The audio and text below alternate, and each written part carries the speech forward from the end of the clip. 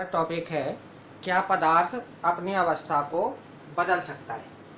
Is matter change their state. तो ये आखिर क्या है हमारा, तो हम इसमें ये देखने वाले हैं कि भाई कोई पदार्थ है वो अपनी अवस्था को बदल सकता है या नहीं बदल सकता है। अब इसका मतलब क्या है, इसका मतलब ये है, हमने पीछे की क्लासों में जाना कि भाई जो पदार्थ है हमारे पास वो तीन तरह के पदार्थ होते हैं।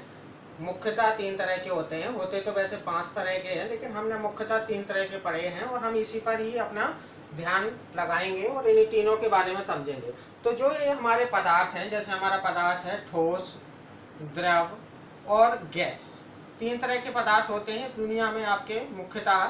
या तो कोई वस्तु ठोस में होगी यानी कठोर होगी जिसको आप सॉलिड बोलते हैं, या फिर कोई वस्तु आपकी द्रव में होगी जिसको आप लिक्विड बोलते हैं, या फिर कोई वस्तु आपकी गैस में होगी जिसको आप गैस ही बोलते हैं।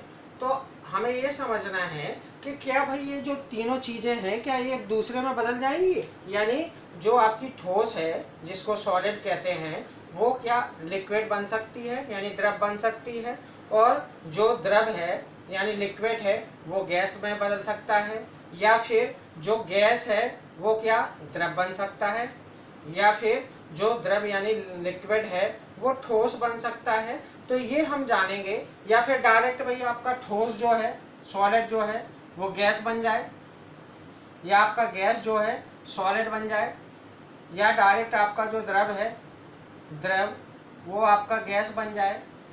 तो हम ये समझेंगे कि क्या ये जो पदार्थ की तीन अवस्थाएं हैं हमारे पास मुख्यतः, क्या ये एक दूसरे में परिवर्तित हो सकती हैं, यानी हम ठोस द्रव में बदल सकते हैं, या द्रव गैस में बदल सकते हैं, या गैस ठोस में बदल सकते हैं, या ठोस द्रव में बदल सकते हैं। तो ये हमें समझना है। तो हमारा इसका उत्तर यह है कि हाँ भाई हम इन तीनों को बदल सकते हैं। यस, हम इनका चेंज कर सकते हैं स्टेट। तो आखिर हम इनकी अवस्थाएं कैसे चेंज कर सकते हैं, तो इसके लिए हमारे पास दो उपकरण हैं जिसको आप कह सकते हैं कि ब्रह्मास्त्र हैं, या आप इसको ये भी कह सकते हैं कि हमारे पास ऐसे दो हथियार हैं जिनका हम प्रयोग करेंगे और ये आपस में बदल जाएंगे, यानी ठोस द्रव में बदल जाएगा और द्रव गैस में बदल जाएगा और गैस आपका ठोस में, यानी ये तीनों आपस में बदलते रहेंगे। अब कुछ उदाहरण से हम समझते हैं कि आखिर हम किस बारे की बात कर रहे हैं।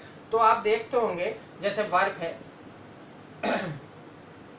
तो ये बर्फ क्या है आपकी, बर्फ आपकी ठोस है यानी सॉलिड है, पिघल जाती है तो वह लिक्विड बन जाती है यानी द्रव बन जाती है, और जब वाष्पित हो जाती है तो गैस बन जाती है।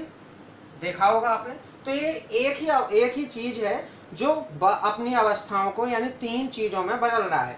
कहने का मतलब ये है कि भाई जो ये बर्फ था यानी ये अभी ठोस अवस्था में था, जब इसमें हमने कुछ परिवर्तन करा तो ये किस में बन गया, लिक्विड यानी द्रव में बन गया, और जब इस द्रव में कुछ परिवर्तन हुआ तो ये क्या बन गया आपका गैस, और ये एक गैस यानी वाष्प बन गया, या आप इसको गैस बोलते हैं और वाष्प को इंग्लिश में वेपर बोलते हैं। तो ये वेपर में बन गया। तो आखिर ये क्या है, तो हमारे पास ऐसे दो अस्त्र हैं। एक तो अगर हम पदार्थ के तापमान में परिवर्तन कर दें, पदार्थ के तापमान में, तापमान यानी टेम्परेचर में, अगर हम टेम्परेचर में चेंज करते हैं तो हमारे जो ये तीनों पदार्थ हैं एक दूसरे में परिवर्तित हो जाएंगे। या फिर दूसरा हम क्या करते हैं, दाब, दाब यानी प्रेशर, अगर हम प्रेशर में परिवर्तन कर दें तो पदार्थ हमारे एक दूसरी अवस्था में बदल जाएंगे। यानी दो हमारे पास शस्त्र हैं, एक तो टेम्परेचर है और दूसरा प्रेशर है। अगर हम तापमान और दाब को अगर परिवर्तित कर दें तो ये हमारे पदार्थ एक दूसरे में क्या हो जाएंगे, परिवर्तित हो जाएंगे। अब हम समझते हैं तापमान क्या है भाई। तो तापमान की सिंपल सी परिभाषा है कि कोई वस्तु कितनी गर्म है या फिर कोई वस्तु कितनी ठंडी है।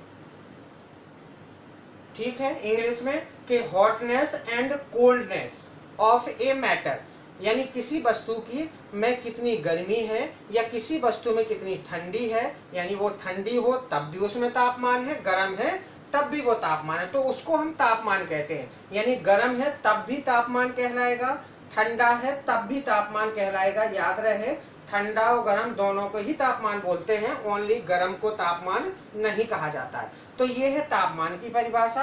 और दाब क्या होता है भाई, दाब जो है कोई वस्तु है, उस वस्तु के एक छोटे से क्षेत्रफल में, किसी वस्तु के छोटे से क्षेत्रफल में आपने जो बल लगाया वो उसका दाब है। कोई वस्तु है, जैसे आप देखते होंगे चाकू, आप अपने डेली जीवन में देखते होंगे, इस चाकू में आप देखते होंगे कि भाई जो उसका किनारा है बड़ा पतला सा होता है, बिल्कुल नुकीला सा किनारा होता है, और बाकी ऊपर चाकू जो है क्या हो जाती है, मोटी हो जाती है, और किनारा आपका बिल्कुल धारदार होता है। तो अब क्वेश्चन आता है कि भाई किनारे को धार क्यों बनाया गया, धारदार क्यों बनाया गया? तो यही कारण है कि भाई ये एक वस्तु है पूरी चाकू, और इस वस्तु में बिल्कुल पतला सा जो है ये आपका किनारा क्या है, एक क्षेत्रफल है, और इस क्षेत्रफल पर जितना हम चाकू को तेजी से दबाएंगे इस क्षेत्रफल पर एक बल लगेगा, और इस बल से इसमें दाब उत्पन्न होगा, और हम इस किनारे से, इस नुकीले भाग से आसानी से सब्जियां या और कोई चीज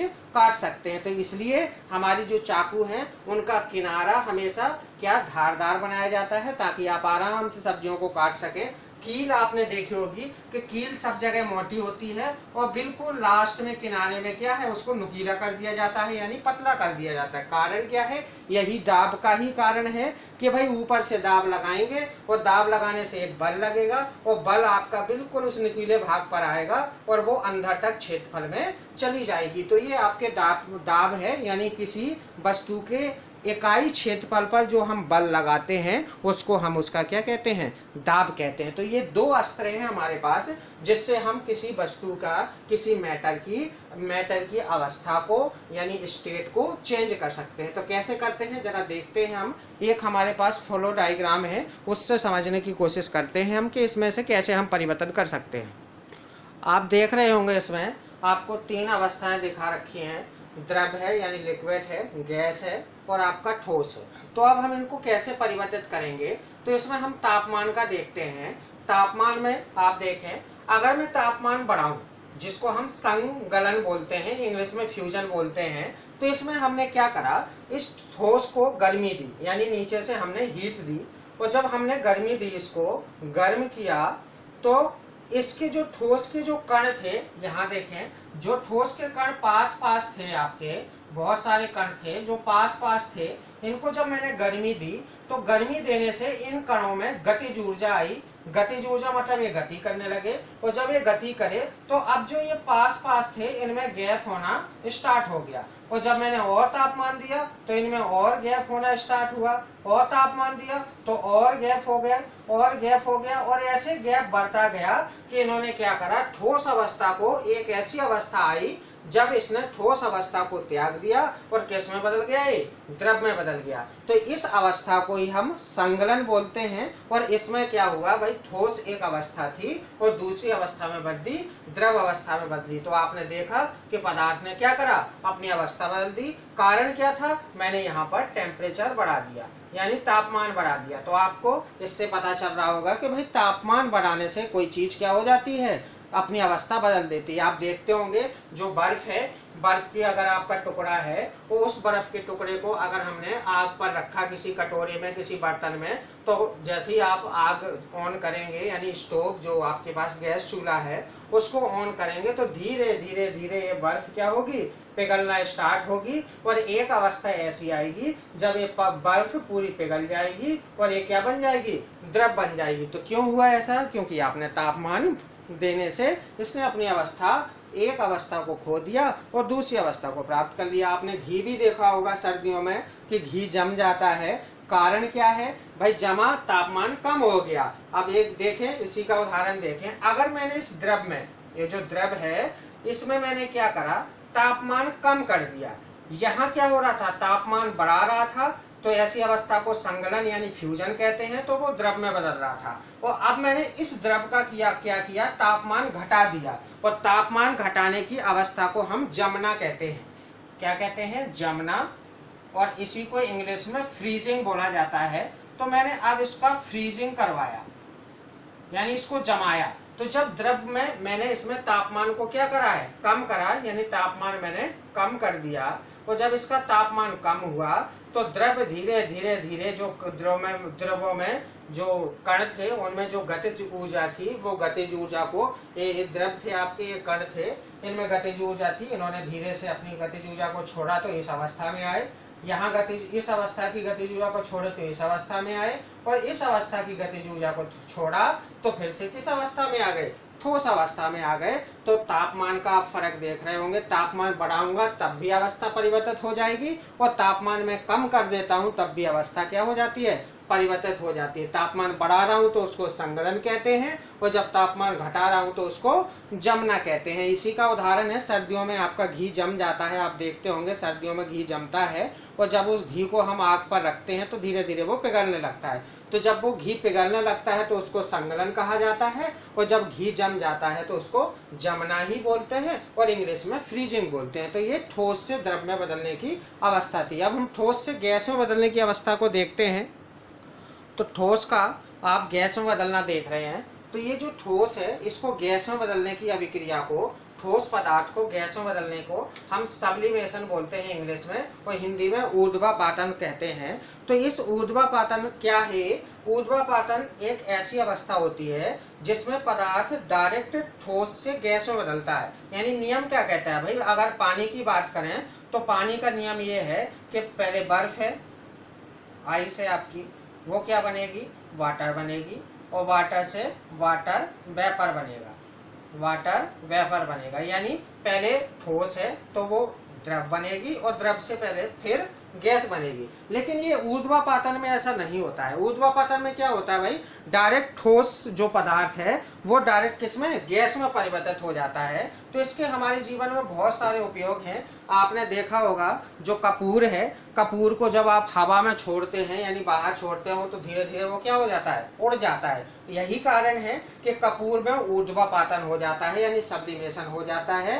कहने का मतलब है उसमें टेम्परेचर बढ़ जाने के कारण वो क्या होता है, ठोस अवस्था से डायरेक्ट किस में चला जाता है, गैस अवस्था में चला जाता है। ऐसी आपने नेफ्थलीन देखा होगा, आयोडीन देखा होगा, एंथ्रासिन देखा होगा। ये सभी ऐसे पदार्थ हैं जो ठोस अवस्था में होते हैं और डायरेक्ट गैस में बदल जाते हैं। इनमें लिक्विड अवस्था नहीं आती है। आयोडीन आपने देखा होगा जो हम दवाइयों में यूज करते हैं, नेफ्थलीन देखा होगा जो आप नेल पॉलिश वगैरह में यूज करते हैं, और जो एंथ्रासिन है आपका जो स्प्रेड वगैरह होती है वो भी आपने देखी होगी जो डायरेक्ट गैसीय अवस्था में बदल जाती है। तो इसको ऊर्ध्वापातन मेथड बोलते हैं यानी सब्लिमेशन। तो ये ठोस से वस्तु गैस में बदल गई, ये भी आपका तापमान की वजह से हुआ।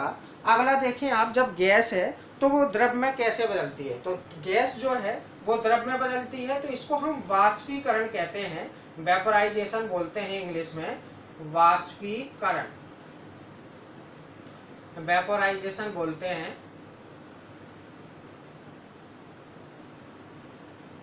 तो इस वेपोराइजेशन में क्या होता है, जो पदार्थ है, जो आपका द्रव पदार्थ है आपका डायरेक्ट क्या है, गैस में बदल रहा है, या फिर आपका जो गैसीय पदार्थ है वो क्या हो रहा है, गैसीय पदार्थ जो है यहाँ पर आपका द्रव में बदल रहा है। तो वो अलग अभिक्रिया है, उसको हम संगणन बोलते हैं। लेकिन आप यहाँ देखें जो आपका द्रव पदार्थ है, ये एरो आपका गलत लग गया, एरो यहाँ पर ऐसे लगना था। क्यों, क्योंकि ये जो द्रव अवस्था है वो डायरेक्ट किस में बदल रही है, गैस में बदल रही है। ये पानी के केस में आप देख सकते हैं, आपने पानी को देखा होगा, जब पानी आपका रखा होता है बाल्टी में भरा हुआ है, वो बाहर काफ़ी धूप होती है, तो अगर पानी 2-4 घंटा रखा रहे बाल्टी में तो आप देखेंगे कुछ समय बाद बाल्टी का कुछ पानी खाली हो जाता है। या फिर और उदाहरण देखें, आप देखते होंगे जब बारिश होती है, बारिश होने के बाद जो आपके आसपास के गड्ढे हैं, छोटे मोटे गड्ढे खुड्डे हैं सड़कों पर, वो गड्ढे पानी से भर जाते हैं, कीचड़ से भर जाते हैं। और 1-2 दिन बाद धूप आती है, धूप से 2 दिन 1 दिन पड़ती है, तो वो गड्ढों का पानी धीरे धीरे क्या हो जाता है, सूख जाता है। कारण क्या है, यही कारण है कि जो द्रव था उस द्रव में तापमान बढ़ा, और तापमान बढ़ने से वो द्रव क्या हो गया, डायरेक्ट गैस में बदल गया, वाष्पीकरण हो गया उसका, इसलिए ऐसा होता है। आपने ये भी देखा होगा कि जब आप धूप में कपड़े डालते हैं तो वो कपड़े सूख जाते हैं, वो भी यही कारण है कि कपड़े गीले होते हैं यानी उनमें पानी होता है यानी उसमें द्रव होता है, और जब धूप पड़ती है तो वो द्रव उड़ जाता है, वाष्प बन जाता है, गैस बन जाता है, और कपड़े आपके सूख जाते हैं। तो ये है तापमान परिवर्तन का असर, जब द्रव आपका डायरेक्ट क्या बनता है, गैस में बन जाता है। अब इसका दूसरा अपोजिट भी है कि जब भाई गैस का संघनन हुआ, गैस क्या हुए, जब हमने गैस में तापमान कम कर दिया, संघनन कर दिया, प्रेशर बढ़ा दिया, तापमान कम कर दिया, तो यानी यहाँ पर हमने क्या करा, गैस का तापमान कम करा है, टेम्परेचर कम किया है और प्रेशर बढ़ा दिया है, यानी दाब बढ़ाया है। तो ये जो गैस है वो क्या बन जाती है, द्रव बन जाती है। ये किस में देखा होगा आपने, ये आपने कार्बन डाइऑक्साइड, ठोस कार्बन डाइऑक्साइड, शुष्क कार्बन डाइऑक्साइड में देखा होगा। कार्बन डाइऑक्साइड आपकी एक गैस है और उस गैस का प्रेशर बढ़ा देते हैं, टेम्परेचर कम कर देते हैं, तो वो शुष्क कार्बन डाइऑक्साइड बन जाती है, द्रव कार्बन डाइऑक्साइड बन जाती है, जिसका प्रयोग हम आग बुझाने के लिए करते हैं। सिलेंडरों में देखा होगा, गैस के सिलेंडर होते हैं जिनका प्रयोग हम आग बुझाने के लिए करते हैं, तो वो यही मेथड है। दूसरा इसमें एक और उदाहरण आपका सबसे बेस्ट उदाहरण है, जब आप देखते होंगे कि गैस जो है यानी ऊपर जब बाष्पीकरण बहुत ज़्यादा होता है, बहुत ज़्यादा धूप पड़ती है तो बाष्पीकरण होने लगता है, और बाष्पीकरण हो करके जो वो बारिश होती है उसके बाद, तो ये बारिश क्यों होता है जब धूप ज़्यादा पड़ती है, तो यही कारण है कि भाई जब ऊपर जा कर के पानी इकट्ठा हो जाता है भाप बन करके, अब ऊपर तापमान कम हो जाता है और दाब बढ़ जाता है। दाब बढ़ने से, तापमान कम होने से ये जो गैस है वो संघनित हो जाता है, संघनन यानी कंडेंसेशन हो जाता है, इंग्लिश में कंडेंसेशन बोलते हैं, संघनन हो जाता है, और संघनन होने से ये गैस जो है किसमें बदल जाता है, द्रव में, और द्रव में बदलने से वो बारिश के रूप में हमारी पृथ्वी पर गिरने लगता है। तो ये है आपके तापमान का फर्क, यानी तापमान आपने क्या करा, बढ़ाया तो द्रव बन गया, संघनन कहलाया। द्रव में तापमान कम कर दिया तो वो जम गया। ठोस का तापमान आपने बढ़ा दिया तो वो द्रव ना बन करके जब ज़्यादा तापमान बढ़ा देते हैं तो वो गैस बन जाता है, जिसको आप सब्लिमेशन कहते हैं। और इस अवस्था में क्या था, इस अवस्था में जब आपने द्रव है और द्रव का तापमान बढ़ाया, द्रव का तापमान बढ़ाया तो वो गैस बन गया, उसको हम बाष्पीकरण कहे। और जब गैस का तापमान आपने कम कर दिया तो उसको हमने संघनन कहा, और वो क्या बन गया, द्रव बन गया, जो कि बारिश में हमारी पृथ्वी पर गिरने लगा। तो ये है अवस्था परिवर्तन, यानी तापमान बदलने से किसी वस्तु की, किसी पदार्थ की अवस्था कैसे बदल सकती है। अब हम दाब के ऊपर पढ़ते हैं। एक और आप देखते होंगे आप डेली जीवन में कि भाई ये जो संघनन है, ये तापमान कम होने के कारण आप देखे होंगे बारिश, सर्दियों के सीजन में बादल होते हैं, धुंध होती है, ओस पड़ती है, तो ये सभी संघनन की क्रियाएं हैं। जो धुंध होती है या जो ओस पड़ती है, जिसको कुहासा बोलते हैं, पाला बोलते हैं, तो ये सारे तरह तरह के शब्द हैं अलग अलग जगह के, लेकिन है वही प्रक्रिया कि इसमें क्या होती है, जो गैस है वहाँ पर तापमान कम हो जाता है, तापमान कम होने से गैस संघनित हो जाती है, और वो कैसे, गैस क्या बन जाती है, द्रव बन जाती है, यानी छोटी छोटी पानी के बूंदें बन जाती हैं, और वो बूंदें हमारी पृथ्वी पर गिरने लगती हैं। अगर वो बूंदें कम मात्रा में गिरती हैं तो उसको फुहार बोलते हैं, या फिर उसको आप ओस भी बोल सकते हैं। और जब वो भारी मात्रा में गिरने लगती हैं तो उसको हम क्या कहते हैं कि बारिश होने लगी। एक और तापमान का परिवर्तन देखा होगा आपने, आप गर्मियों में देखते होंगे, जब गर्मियों में तापमान बढ़ जाता है तो तापमान बढ़ने से ये जो द्रव है, जो ये गैस है, इनमें तापमान बढ़ जाता है तो ये गैस के कण बहुत जल्दी से गति करने लगते हैं, तेजी से गति करते हैं, और गति करने से ऊपर की ओर उठने लगते हैं। जब ये ऊपर की ओर उठने लगते हैं तो उस जगह का प्रेशर डाउन हो जाता है, और जब उस जगह का प्रेशर डाउन होता है तो आप देखेंगे हमेशा नियम क्या कहता है, जहाँ ज़्यादा प्रेशर होगा वहाँ से कम प्रेशर की ओर चीज़ें जाती हैं। तो इसलिए गर्मियों में आपने देखा होगा तेजी से हवाएं चलने लगती हैं, वो इसी कारण से कि एक जगह तापमान बढ़ा, तापमान बढ़ने से वहाँ का दाब क्या हो गया, कम हो गया, और तापमान बढ़ने से दाब कम हो जाता है, और या फिर तापमान घटाने से दाब बढ़ जाता है। कई जगह दाब भी बढ़ा होता है, कई जगह तापमान भी बढ़ जाता है, लेकिन इस केस में तापमान बढ़ा हुआ है, दाब कम हो गया, इसलिए जो हवाएं हैं बड़ी तेजी से उस दाब को बैलेंस करने के लिए, बराबर करने के लिए भागती हैं, इसलिए गर्मियों में ज़्यादा हवा चलती है, लू आती है, आपने देखा होगा। तो ये यही कारण है। अब हम चलते हैं दाब परिवर्तन का असर।